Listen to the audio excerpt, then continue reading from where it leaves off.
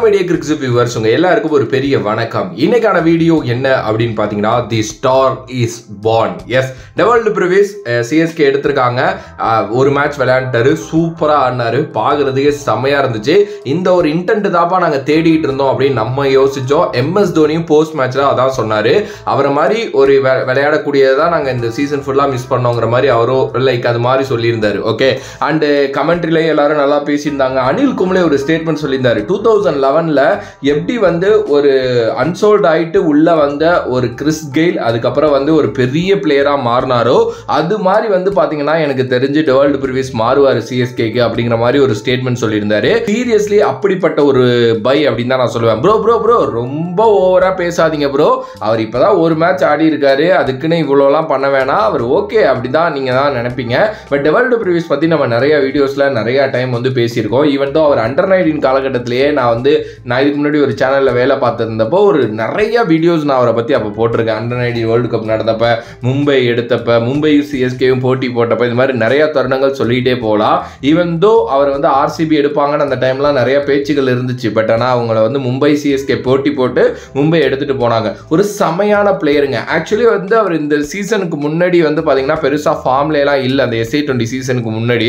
But ஆனால் நிறைய உழைச்சாரு. ஏன்னா அவரோட இடம் வந்து சவுத் ஆப்பிரிக்கா டீம்ல போனுச்சு. ஆக்சுவலி வந்து பாத்தீங்க அப்படின்னா இவர் இருக்கார்ல, லைக் டெல்லி டீம்ல வந்து பாத்தீங்க அப்படின்னா ட்ரிஸ்டன் ஸ்டப்ஸ்னு ஒருத்தர் விளையாடுவாரு. அவர் வந்து பாத்தீங்க அப்படின்னா இவரோட இடத்த பிடிச்சிட்டாரு. ட்ரிஸ்டன் ஸ்டப்ஸா இல்ல இவராங்கிற மாதிரி தான் இருந்துச்சு. ஸ்டப்ஸ் நல்லா விளையாண்டதுனால, அவங்க ஊர் டொமஸ்டிக்ல நல்லா பண்ணதுனாலே, அதுக்கப்புறம் வேற லீக்ஸ்ல நல்லா பண்ணதுனாலே ஸ்டப்ஸுக்கு அந்த வாய்ப்பு கிடைச்சிச்சு. பட் டெவால்ட் பிரவிஸ்னால அந்த டீமே பிரீச் பண்ண முடியல. அதுக்கப்புறம் வந்து பாத்தீங்கன்னா கிடைச்ச வாய்ப்புகள்ல அங்கங்க விளையாண்டுகிட்டு இருந்தார் இந்த டொமஸ்டிக் சீசன்ஸ். அதுக்கப்புறம் இதுல பட் ஒரு பேட் இயரா லாஸ்ட் ஒரு 1.5 இயர் இருந்துச்சு அவருக்கு. பட் எங்கேருந்தோ பிடிச்சாருங்க கேமை, சரன்னு பிடிச்சாரு. லீக்ஸ் எல்லாம் நல்லா விளையாட ஆரம்பிச்சாரு. அன்பார்ச்சுனேட்லி அன்சோல்ட் ஆனார் ஐபிஎல்ல. அந்த டைமே அவர் ஒரு வீடியோவோ ட்வீட்டோ ஏதோ ஒன்று போட்டிருந்தாரு, நான் கண்டிப்பா திருப்பி வருவேன், பட் எனக்கு இப்போ ரொம்ப டிசப்பாயிண்டடா தான் இருக்கு அப்படின்னு சொல்லிட்டு.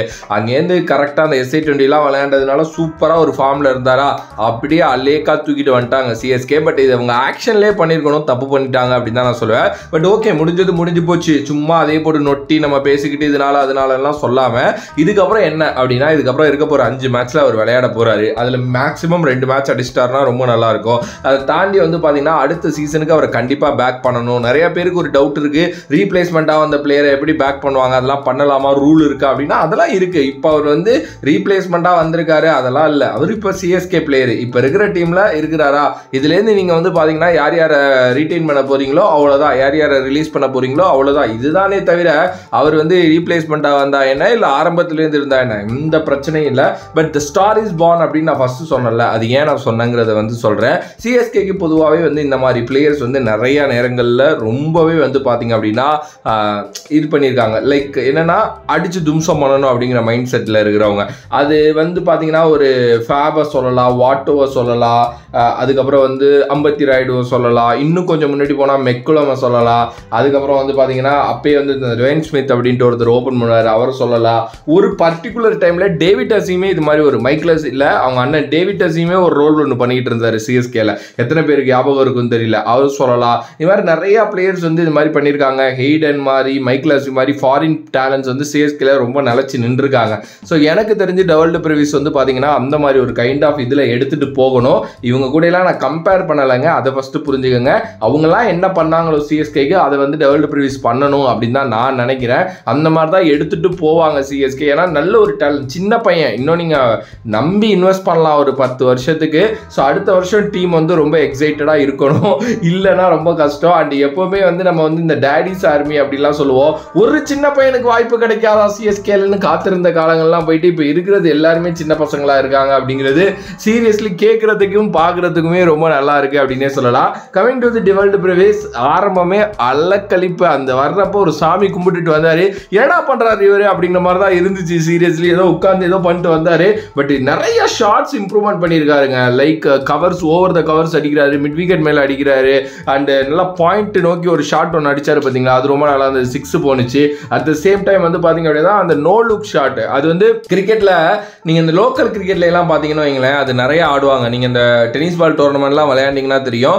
எனக்கு தெரிஞ்சலாம் ஒரு அண்ணன் இருக்காங்க, சிவான்னு சொல்லிட்டு, நம்ம ஊர் அந்த பட்டுக்கோட்டை, ஓகேவா, அந்த பட்டுக்கோட்டை சரௌண்டிங்ல வந்து சிவான்னு ஒரு அண்ணனை சொல்லுவாங்க.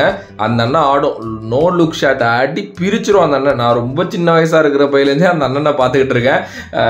நிறையா டோர்னமெண்ட்டில் போய் நல்லாலாம் விளையாடும், நான் நிறையா பார்த்துருக்கேன். ஓகே, ஸோ அந்த அண்ணன் நான் விளையாண்டு பார்த்துருக்கேன். அந்த மாதிரி விளையாடுறதுல வந்து பார்த்தீங்கன்னா இப்போ நிறையா இன்டர்நேஷ்னல் பிளேயர்ஸும் பண்ணிகிட்டு இருக்காங்க.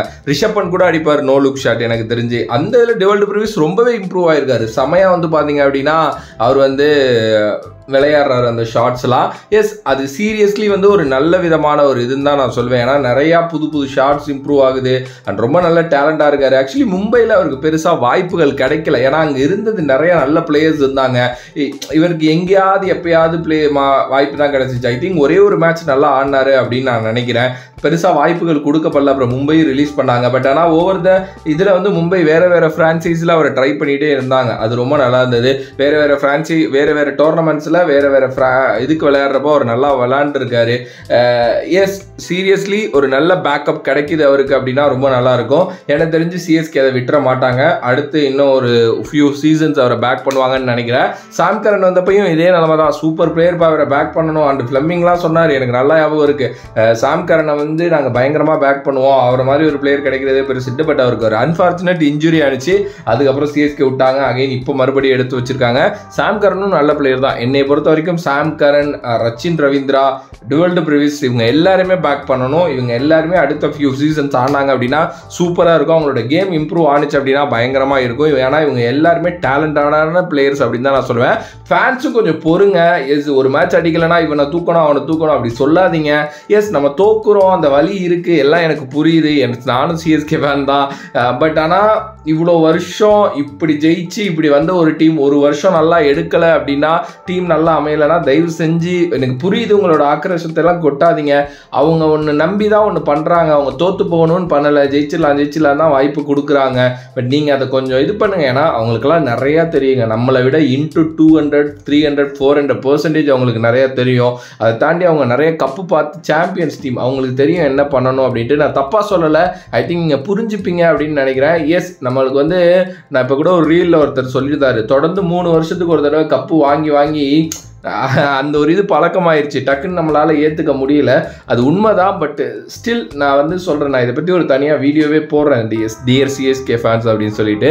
கொஞ்சம் நம்ம வந்து நம்மளோட எமோஷன்ஸை கட்டுப்படுத்துறது நல்லதுன்னு தான் நான் யோசிக்கிறேன். ஏன்னா சில நேரங்களில் சில விஷயங்கள் இப்படி தான் நடக்கும். 10 டீம் ஆடுறாங்க, எல்லா வாட்டியும் வந்து நம்மளால் ஜெயிக்க முடியாது. லைக் இந்த வாட்டி நீங்கள் சொல்லலாம் ஜெயிக்கலான்னு இன்டென்ட்டே இல்லை அப்படின்ட்டு. ஆக்சுவலி ஆக்ஷன்லேயே மிஸ் பண்ணிட்டாங்க. அதை பிளேயர்ஸ் நல்லா எடுக்கலை. அது இட்ஸ் ஹேப்பன். ஓகே, ஸோ அடுத்த இயர் பார்த்துக்கலாம். இல்லை அடுத்த இயர் இல்லையா, அதுக்கு அடுத்த இயர் பார்த்துக்கலாம். அப்படி போங்க. ஏன்னா நமக்கு தெரியும் சிஎஸ்கே என்ன பண்ணுவாங்க, என்னென்ன பண்ணியிருக்காங்க அப்படின்னு சொல்லிட்டு. நம்ம டீமை நம்மளே பேக் பண்ணலன்னா, இப்போ நம்ம குடும்பத்தில் நம்ம ஒரு குடும்பமாக இருக்கோம் அப்படிங்கிற பட்சத்தில் நம்மளே நம்ம குடும்பத்தில் ஒதுக்குனா எப்படி நமக்கு ஒரு ஃபீல் வரும். அது மாதிரி தான் இதுவும். சீரியஸ்லி பேக் பண்ணணும் நம்ம டீமை. ஸோ கண்டிப்பாக வந்து இந்த வருஷம் இல்லைனாலும் எனக்கு தெரியல இன்னும் மேத்தமெட்டிக்கலி சான்சஸ் இருக்குங்கிறாங்க. பட் இல்லை தான், அதை வச்சுக்குவோம். அடுத்த வருஷம் பார்த்துக்கலாம். ஓகே, ஸோ உங்களோட கருத்து இதை பற்றி என்ன, டெவல்டு பிரவிஸ் பற்றி நீங்கள் என்ன நினைக்கிறீங்க அப்படின்ட்டு மறக்காமல் கமெண்ட் பாக்ஸில் கமெண்ட் பண்ணுங்கள். If you like the video please like, share and subscribe to நம்மளோட கிரிக்ஸிப் சேனல். நன்றி, வணக்கம்.